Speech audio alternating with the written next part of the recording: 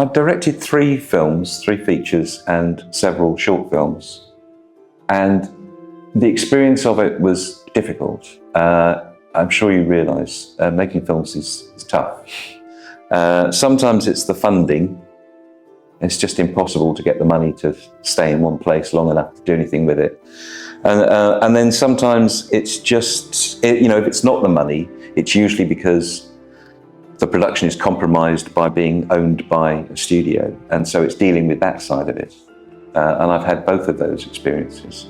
And so if you compare that to thinking of something and realizing that, half an hour after I could have a cup of coffee and then just start it as a book. Yeah. And I don't have to ask anybody's permission, and I don't have to raise £1 million to make it. And you're everything. You're and I'm absolutely in total control. And the director. I'm even all the actors. Yeah, exactly. There really is no comparison. Now I know film has a much bigger profile. It's a much more. It's a bigger deal.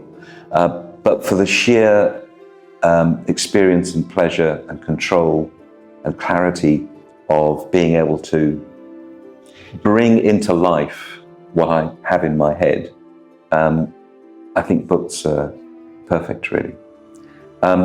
If there was an opportunity to make another film and it was for a modest amount of money but enough to work with and I had control over the final thing, I wouldn't mind having one more go.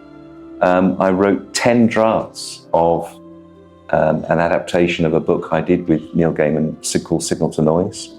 And I completely changed it and expanded it. And it's a far, far bigger story in the script than it was in the book. And I was really happy with that. I'd love to do that.